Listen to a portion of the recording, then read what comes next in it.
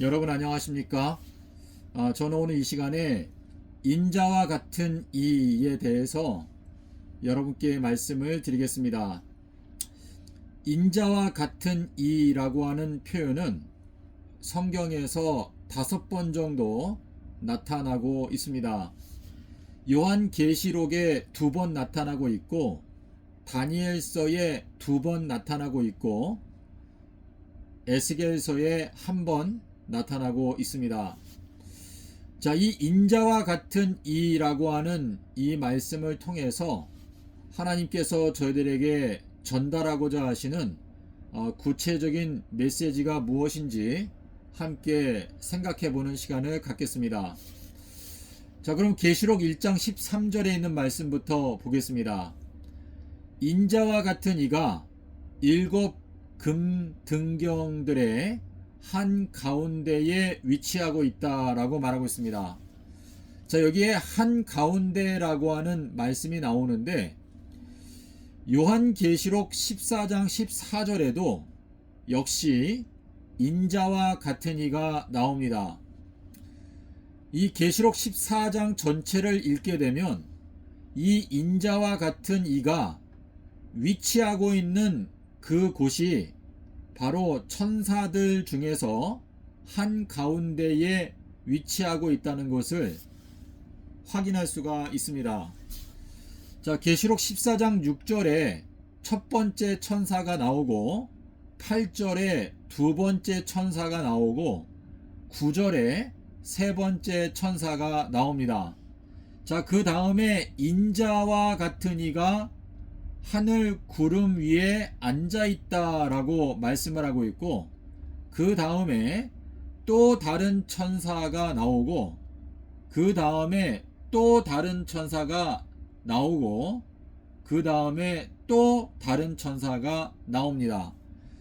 자, 그래서 계시록 14장 6절, 8절, 9절, 14절, 15절, 17절, 18절을 보시면 이 인자를 중심으로 해서 좌우에 천사 세 명씩, 그러니까 천사 셋이 나오고, 그 다음에 인자가 나오고, 그 다음에 또다시 천사 셋이 나오는 것을 여러분께서 직접 확인해 보실 수가 있습니다.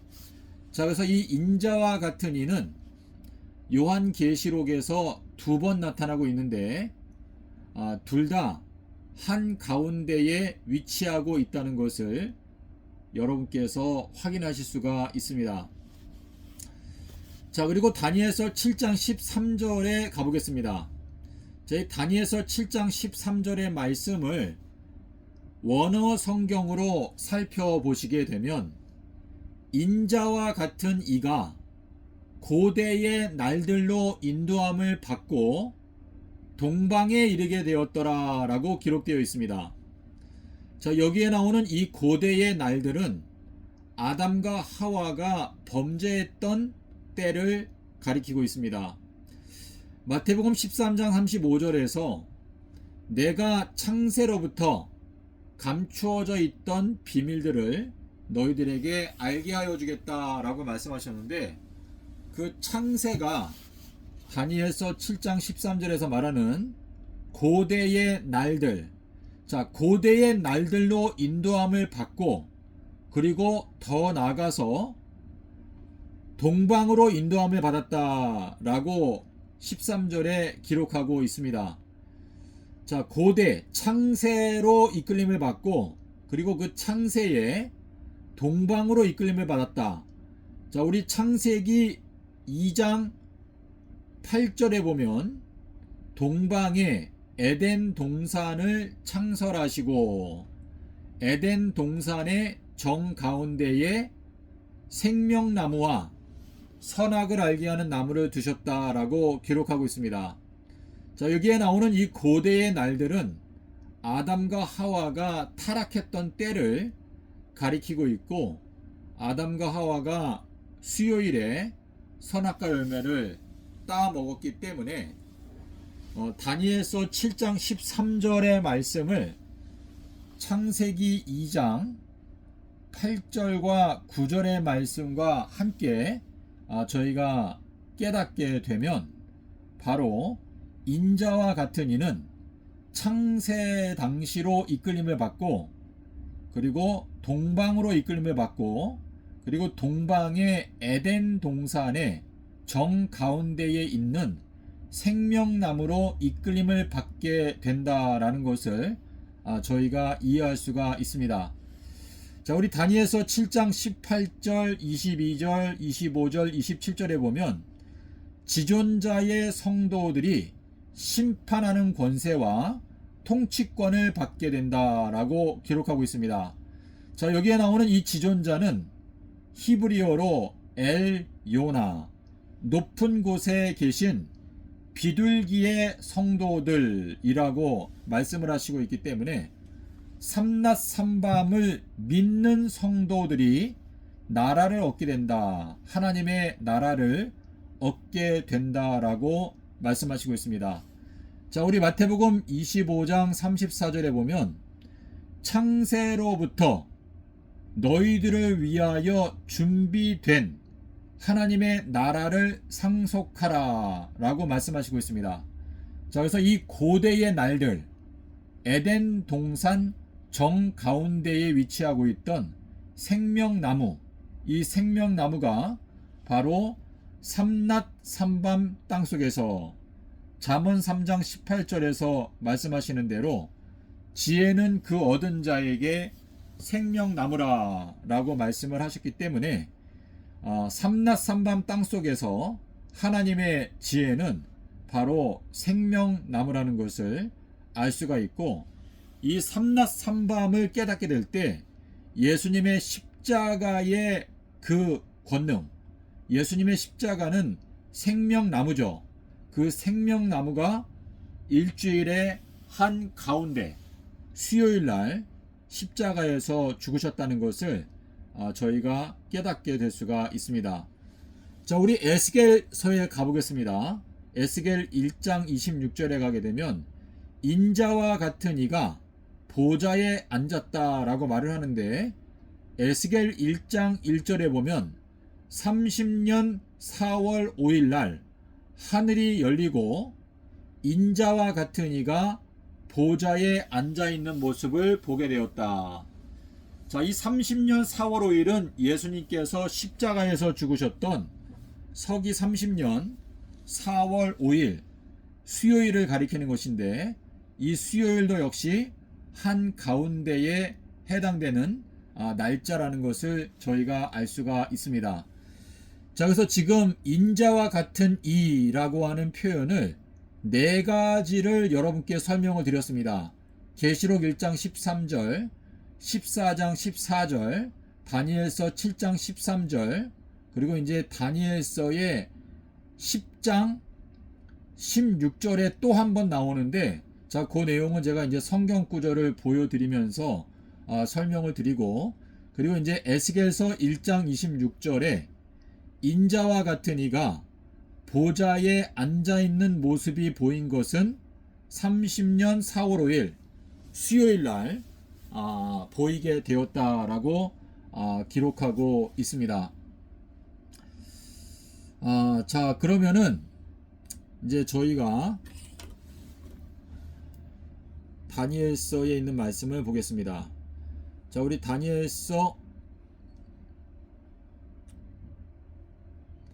다니엘서에 가서 10장, 자, 우리 다니엘서 10장 16절과 18절을 볼 건데요. 자, 16절과 18절이 둘 다 중요합니다.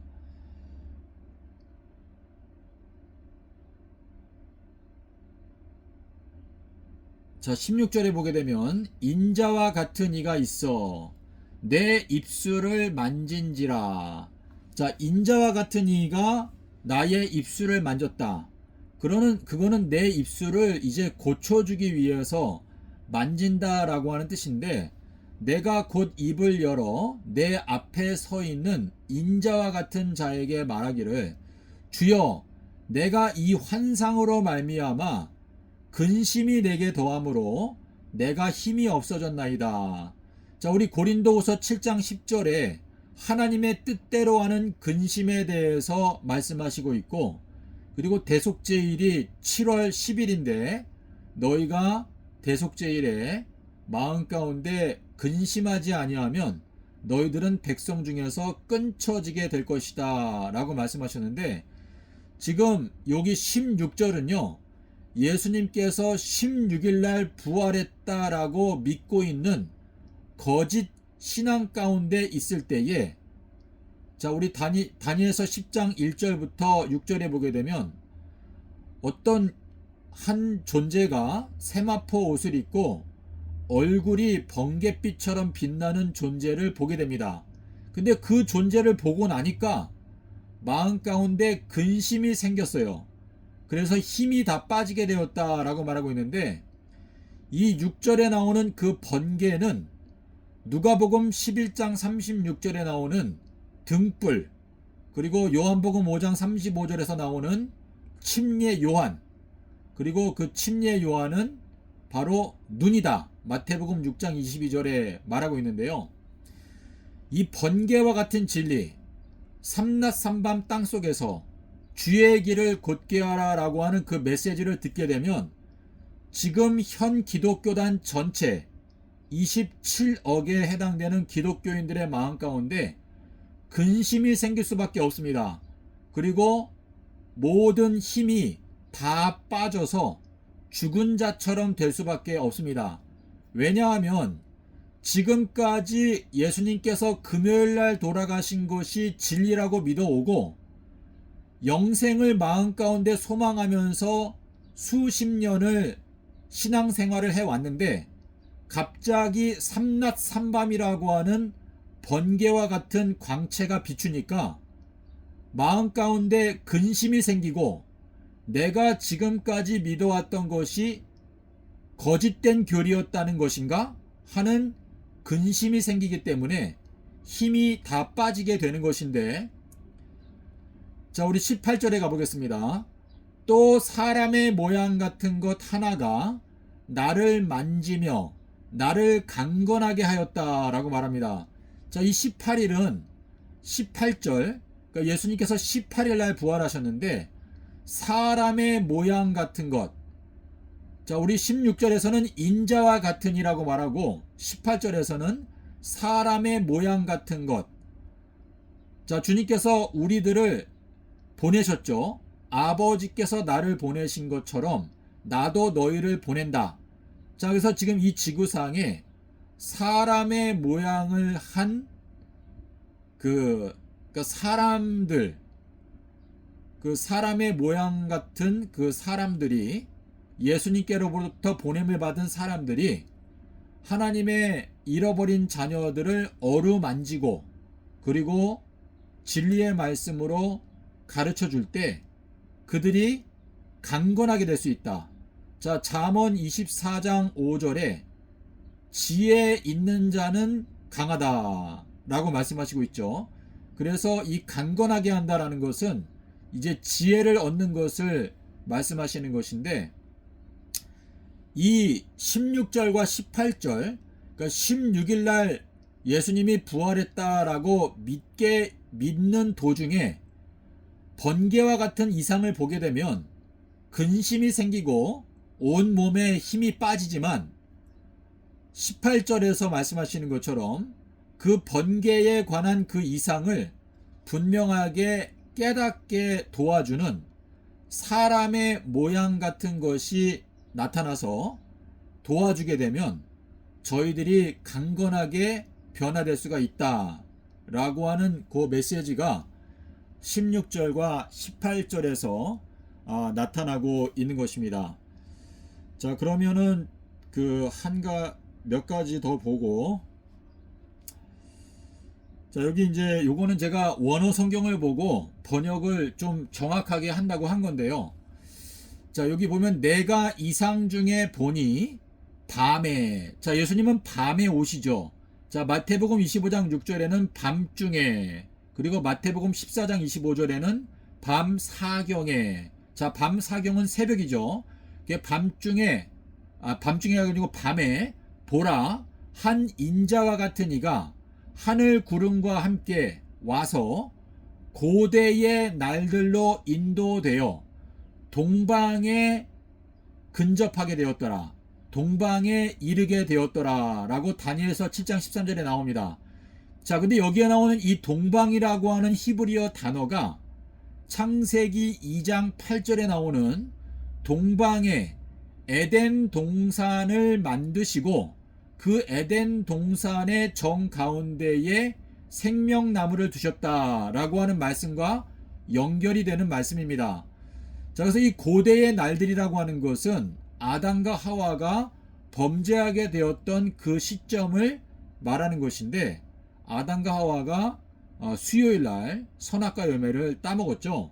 그래서 동방에 에덴 동산 한 가운데에 생명나무, 선악을 알게 하는 나무가 같이 있었다라고 말하고 있는데, 이 생명나무가 바로 지혜, 잠언 3장 18절의 말씀대로 지혜는 그 얻은 자에게 생명나무라. 삼낫삼밤은 솔로몬의 지혜보다도 더 큰 지혜다. 마태복음 12장 40절로 42절에서 말씀하시는 대로 그 열왕기상 3장 12절에서 솔로몬에게 지혜를 주실 때 너 이전에도 너 이후에도 너와 같이 지혜로운 자가 일어남이 없을 것이다.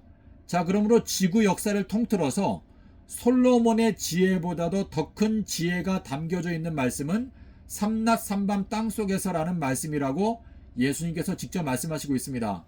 자, 우리 그 다음에 다니엘서 7장 22절에 보게 되면 고대의 날들이 드러나매. 자, 여기 원어에 보게 되면 이제 고대의 날들이 온다라고 말하고 있는데, 자, 여기 보게 되면 이제 인자와 같은 이가 온다라고 말할 때 이 온다라는 단어가 히브리어로 알파와 오메가, 그러니까 알레프하고 타브가 있고 그 다음에 해가 있습니다.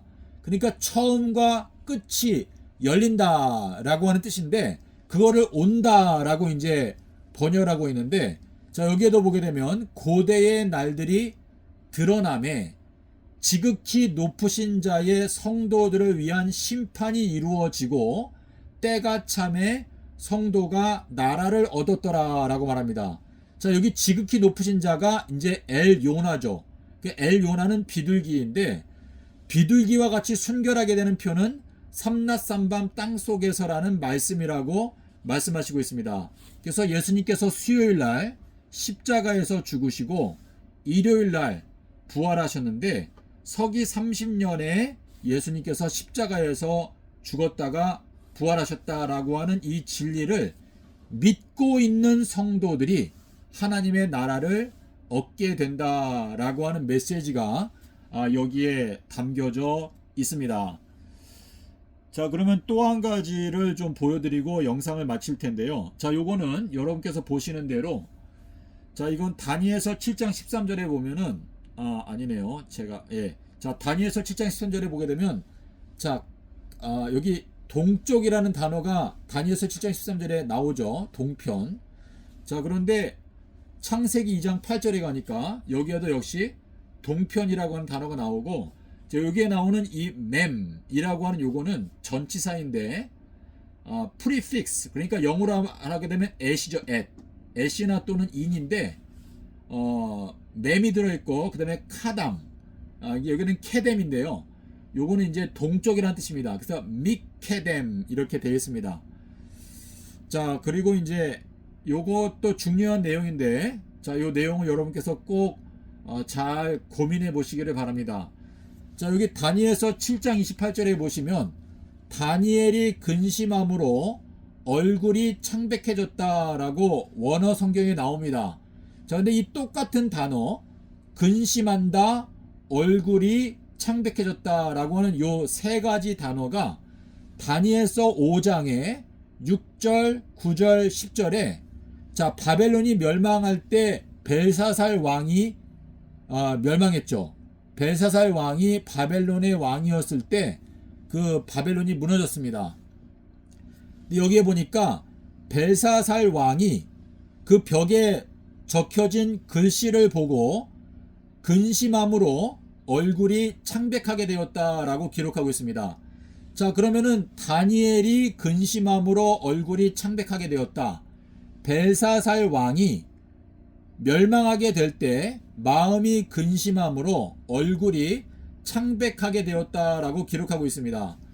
자, 근데 여기에 나오는 요 얼굴이라고 하는 이 아람어, 자, 히브리어가 아니고 아람어인데 요 아람어는 시브라고 되어 있습니다. 시브. 자, 근데 이 시브라고 하는 요 단어가 히브리어로 보게 되면은 아담과 하와가 타락했던 그 두 번째 달 시브월 10일 날 아담과 하와가 타락했죠. 자, 그런데 여기 다니엘서 7장에 보게 되면 작은 뿔이 나타나서 뿔 10개 중에서 3개를 뽑아 버립니다. 그러니까 10이라고 하는 이 뿔이 있는데 거기에서 3개를 뽑으니까 7이 되죠. 7. 그러니까 12월 10일에 그 광채가 창백하게 된다라는 의미인데, 자, 이 고대의 날들의 광채는 12월 10일 날 수요일 날 아담과 하와가 타락했다라는 것이 바로 고대의 날들의 광채인데, 왜냐하면 이 범죄했던 이 날 구속의 계획이 시작되었고, 이날 하나님께서 어린 양을 아담과 하와에게 주셨습니다. 그리고 14일 날 이제 가죽옷을 입었는데요. 삼낮 삼밤의 광채가 10과 14일에 들어있죠. 그러니까 10일 날 범죄하고 그날 어린 양을 주셨고 어린 양이 죽었고, 그리고 11, 12, 13 삼낮 삼밤을 기다리고, 그리고 14일 날 가죽옷을 입게 되었다라고 하는 의미인데, 자, 요 밑에 보게 되면 촛대 앞 분벽에 손가락이 나타나서 글씨를 쓰죠. 자, 그 글씨를 보고 벨사살이 근심함으로 얼굴이 창백해졌다라고 말합니다. 자, 근데 요 촛대가 계시록에도 나오죠.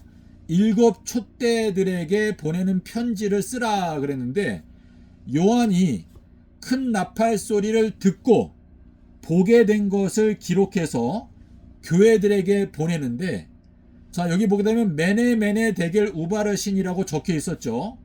자, 근데 메네 똑같은 단어가 2번 나오는데, 요 단어를 이제 아람어로 보게 되면 천년을 더해라, 천년을 더해라, 달아보니까 부족하다라고 말하고 있습니다. 자, 이건 뭐냐면 천년은 하루와 같고, 자, 메네 할 때 여기에 알레프가 들어있는데, 알레프는 천을 뜻하기도 하고 일을 뜻하기도 합니다. 그래서 메네 하게 되면 천을 더해라, 천을 더해라, 또는 일을 더해라, 일을 더해라. 자, 이러한 뜻인데, 달아보니까 이틀이 부족하다. 자, 금요일 십자가서를 달아보니 이틀이 부족하다라는 뜻이 메네 데겔 우바르신인데, 요 글씨를 보고 벨사살이 근심하여 얼굴이 창백하게 되었다라고 말하고 있고, 다니엘의 경우에는 작은 뿔이 나타나서 10이라고 하는 이 숫자를 7로 바꾸어 버립니다. 이게 뭐냐면은 10일 날이 수요일 날 범죄하고, 그리고 14일 날 가죽옷을 입어서 수요일 십자가 진리가 이 고대의 날들로부터 벌써 나타나 있는데, 그거를 7로 바꿔버렸어요. 그러니까 금요일 십자가서를 만들기 위해서는 이 7이라고 하는 개념을 도입해야 되는데, 금요일 날 죽고 토요일 날 무덤 가운데 있다가 일요일 날 부활했다. 이게 이제 7이라고 하는 그 이제 논리인데, 그걸로 10을 7로 바꾸니까 다니엘도 근심함으로 얼굴이 창백하게 되었다라고 말하는데, 이 얼굴이라고 하는 요 단어가 시브라고 하는 단어입니다. 자, 그래서 예수님께서 수요일 날 십자가에서 죽으시고 일요일 날 부활하셨다, 서기 30년에 돌아가셨다라고 하는 요 진리가 바로 7 촛대들에게 보내는 편지의 내용인데, 요 수요일 십자가 진리가 아람어로 말을 하게 되면 메네 데겔 우바르신, 일을 더해라, 일을 더해라, 부족하다, 달아보니. 자, 요렇게 이제 돼 있는데요. 여러분께서 요 메네메네 대결 우바르신에 대해서는 제가 이전 영상에서 자세하게 설명을 드렸습니다. 자, 그래서 여러분께서 지금은 우리가 마음 가운데 근심해야 될 때입니다. 왜냐하면 아까 다니엘서 10장에서도 다니엘이 그 번개와 같은 존재, 얼굴이 번개와 같은 그 존재를 보고 나서 마음 가운데 근심이 생겨서 힘이 다 빠지게 되었다라고 말하는 것처럼 지금 현 기독교단이 전멸하게 될 위기 가운데 와 있습니다. 그래서 2026년도에 사람 3분의 1을 멸하신다. 다니엘서 계시록 9장 15절에 나타나고 있는데 여러분께서 지금 인자와 같은 이가 한 가운데에 위치하고 있다. 자, 요한복음 19장 18절에도 자 나오지 않습니까? 자, 그러면 우리가 한 말씀 더 보고 영상을 마치도록 하겠습니다. 다니엘서 7장 15절. 자, 우리 여기에 보게 되면 16절을 보세요. 내가 그 곁에 모셔선 자들 중에 하나에게, 자, 요게 하나라는 게 요게 첫째란 뜻인데요. 그 곁에 모셔선 자들 중에 첫째에게 나아가 이 모든 일의 진상을 물으매 그가 내게 말하여 그 일의 해석을 알려주며 이르되. 자, 여기에 보게 되면 이 모셔선 일어서 있는 자들 중에 첫째, 요게 뭐냐면은 알파와 오메가요, 첫째와 마지막이다. 첫째는 시몬 베드로 요나의 아들이다. 첫째는 짐승의 표를 알게 해주는 첫째 대접 천사. 그래서 계시록 16장 2절, 그리고 계시록 17장 1절, 그리고 계시록 21장 9절, 그리고 계시록 22장 1절, 생명수의 강을 보여주는 천사가 첫째 대접 천사이다. 자, 그래서 이 첫째라는 게 중요한 건데 이 첫째의 개념이 다니엘서에도 나타나 있습니다. 자, 우리 다니엘서에 보게 되면, 자, 우리 다니엘서 7장에 보게 되면 이렇게 되어 있습니다. 다니엘서 7장 7절을 가보겠습니다. 자, 우리 7장 7절에 보게 되면 넷째 짐승은 무섭고 놀라우며 또 매우 강하며 또 쇠로 된 큰 이가 있어서, 자, 여기 매우 강하다. 네 번째 짐승은 매우 강하다. 자, 예수님께서 이 땅에 태어나실 때 네 번째 짐승 로마가 통치하고 있었죠. 자, 그런데 다니엘서 3장 25절에 가보겠습니다. 자, 여기에 보게 되면 이렇게 되어 있어요. 왕이 또 말하되 내가 보니 결박되지 아니한 네 사람이 불 가운데로 다니는데 상하지도 아니하였고 그 넷째의 모양은 신들의 아들과 같도다. 자, 여기 넷째가 이제 신들의 아들과 같다라고 말하고 있죠. 자, 그래서 이 넷째라고 하는 것은 예수님께서 이제 넷째 날 돌아가신다. 그리고 넷째 날, 그러니까 넷째는 이제 밤 사경, 새벽별. 자, 요거를 가리키는 건데요.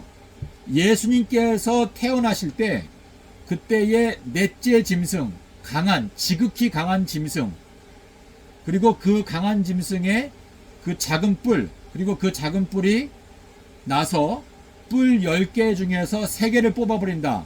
자, 이거는 그 10이라고 하는 숫자를 이 7이라고 하는 숫자의 개념으로 바꿔서 전 세계를 속인다. 자, 그래서 계시록에도 가게 되면 7머리 10뿔 짐승이 나오죠. 자, 그것도 다 이 10뿔, 이게 10이라고 하는 숫자가 이게 진리인데 그거를 7로 바꾸어 버리는 그 짐승을 설명하고 있는 것입니다. 자, 여러분께서 제 설명이 마음 가운데 이해가 되신다면 참으로 좋을 것이다 라고 이제 생각이 되는데요. 제가 오늘 드린 이 영상의 내용을 기도하시면서 여러분께서 잘 살펴보시기를 부탁을 드립니다. 감사합니다.